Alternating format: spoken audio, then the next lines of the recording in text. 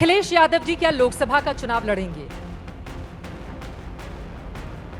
चुनाव लड़ना चाहिए। बहुत सीटें हमारे पास, मैं कहीं से भी लड़ूंगा। ये चुनाव बेईमानी और चोरी से जीते हैं। 22 का चुनाव कोई ईमानदारी से चुनाव नहीं जीते हैं। जिन लोगों ने 19 में वोट डाले थे और 22 में उनका डिलीटेड हो गया नाम, मैंने इलेक्शन कमीशन को विद एफिडेविट सूची दी। इलेक्शन कमीशन ने अगर एक भी अधिकारी के खिलाफ कार्रवाई की हो तो मुझे बताइए आप कि आपने मुस्लिम और यादव का ही वोट कटेगा, आपने किसी और का वोट क्यों नहीं काटा? 2022 का विधानसभा चुनाव जहां अखिलेश यादव ने मैनपुरी की करहल सीट से लड़ा और जीतकर नेता प्रतिपक्ष की कुर्सी पर बैठे, लेकिन अब ये चर्चा तेज हो गई है कि अखिलेश यादव आने वाले लोकसभा चुनाव में फिर एक बार चुनावी मैदान में ताल ठोक सकते हैं। हम ऐसा क्यों कह रहे हैं?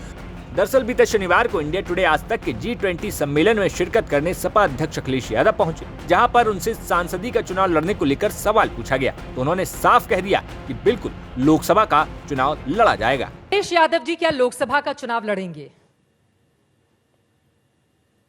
चुनाव लड़ना चाहिए। कहां से लड़ेंगे? पार्टी तय करेगी।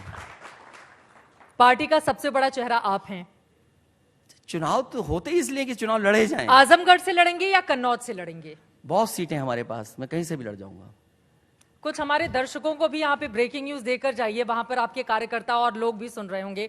कहां से आपका दिल कहां से है लड़ने का? पार्टी तो तय कर लेगी। देखिए, दिल, घर, अपनापन कई लोकसभाओं और उत्तर प्रदेश के कई क्षेत्रों से है, तो पार्टी और आखिरी वक्त पे तय करेंगे कहाँ लड़ना है। अगर इनकी किसी की इच्छा है तो वहां भी लड़ लेंगे, जो एक नाम आ रहा है। अगर इच्छा है तो वहां भी लड़ लेंगे। आप बता दीजिएगा। नहीं, कुछ इच्छा है कुछ लोगों की, जो पावर प्लांट नहीं बता पाए, उनकी इच्छा बहुत है। आप कहां से, मतलब कहां की बात कर रहे हैं? वाराणसी की, कन्नौज की, आजमगढ़ की? कुछ एक तो बता दीजिए। ये पार्टी तय करेगी या हम बाद में फैसला लेंगे जब तारीख आ जाएगी। अब भले ही अखिलेश यादव ने सीट को लेकर सीधे तौर पर जवाब नहीं दिया, लेकिन दिल, घर और अपनापन बोलकर इशारों में अपने पत्ते जरूर खोल दिए। इन सब के साथ जब अखिलेश यादव से 2022 के चुनाव में पार्टी की हार को लेकर सवाल पूछा गया तो उन्होंने सीधे इलेक्शन कमीशन पर सवाल खड़ा करते हुए कह दिया कि 2022 का चुनाव हम बेईमानी से हारे हैं। फिर ये जो तमाम मुद्दे हैं, चाहे महंगाई हो, देखिए, बेरोजगारी हो, मैं आपसे ये सवाल पूछ रही हूँ, 2022 में सांड का बहुत बड़ा मुद्दा था, आपने किसानों का मुद्दा उठाया। लखीमपुर खीरी में किसानों का मुद्दा कितना बड़ा था, बहुत सारे ऐसे मुद्दे सिलसिलेवार तरीके से खड़े थे। उसके बावजूद जब विधानसभा का चुनाव होता है, बीजेपी 250 सीटें क्रॉस कर जाती है, समाजवादी पार्टी 111 पर रह जाती है।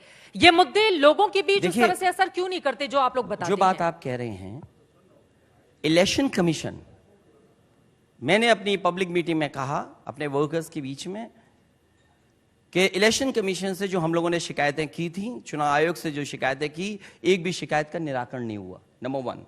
नंबर 2, हमने कहा कि हमारे वोट काटे जा रहे हैं अधिकारियों से मिलकर के, और मैंने कहा मंच से कि समाजवादी पार्टी के समर्थकों का बीजेपी ने चुनाव आयोग से मिलकर के हजारों वोट काटे। इलेक्शन कमीशन ने मुझे नोटिस दिया। मैंने 18,000 वोट, जिन लोगों ने 19 में वोट डाले थे और 22 में उनका डिलीटेड हो गया नाम, मैंने इलेक्शन कमीशन को विद एफिडेविट सूची दी। इलेक्शन कमीशन ने अगर एक भी अधिकारी के खिलाफ कार्रवाई की हो तो मुझे बताइए आप। ये चुनाव बेईमानी और चोरी से जीते हैं। 22 का चुनाव कोई ईमानदारी से चुनाव नहीं जीते हैं। आज भी झूठे मुकदमे अगर किसी पे लग रहे हैं तो हम लोगों से लगा रहे हैं। 18,000 मैंने इलेक्शन कमीशन को दिया है, कॉपी मिला करके, एफिडेविट लगा करके। 18,000 वो बोर्ड जो 19 में डाला था वोट, 22 में डिलीटेड हुआ। मुझे बताइए आप, हम किससे न्याय की उम्मीद करें? आप अधिकारियों के खिलाफ एक डीएम की कार्रवाई कर दें, आप देखना उत्तर प्रदेश का पूरा फेयर इलेक्शन होगा। एक आरओ के खिलाफ कार्रवाई क्यों नहीं करता इलेक्शन कमीशन? टर्मिनेट कर दे। वही विरोधी दल जब राजस्थान, छत्तीसगढ़, कर्नाटका, हिमाचल प्रदेश, इन तमाम राज्यों में जीतते हैं तो वही ईवीएम बहुत अच्छा होता है। कहीं पर अगर विरोधी दल हार जाएं तो फिर ईवीएम में बीमारी हो गई है, बीजेपी ने करवा दी है। आप नकल मत करिए। अभी कोई एक ईवीएम की आवाज वहां से आ रही थी, आपने सुन ली? ईवीएम बोले, मैंने ईवीएम का नहीं कहा। मैंने कहा कि 18,000 वोट, हाँ, ये केवल 1-1.5 महीने में मैंने एक्सरसाइज किए पार्टी से। ये इलेक्शन कमीशन की जिम्मेदारी है कि किसी का वोट डिलीटेड ना हो। इलेक्शन कमीशन की जिम्मेदारी है कि ज्यादा से ज्यादा लोग वोट डालने आए। तो आप वोट क्यों नहीं डलवा रहे हैं? अगर कहीं शिकायत किसी पॉलिटिकल पार्टी ने की है तो उन अधिकारियों के खिलाफ कार्रवाई क्यों नहीं कर रहे हो? और क्यों चिन्हित किया आपने मुस्लिम और यादव का ही वोट कटेगा? आपने किसी और का वोट क्यों नहीं काटा? क्यों आपने यादव और मुस्लिम का वोट काटा? ये सवाल है। ठीक है। अगर ये कह रही वोट कटा है तो इन्हें इलेक्शन कमीशन को लिख करके शिकायत देनी चाहिए। ब्यूरो रिपोर्ट, यूपी तक।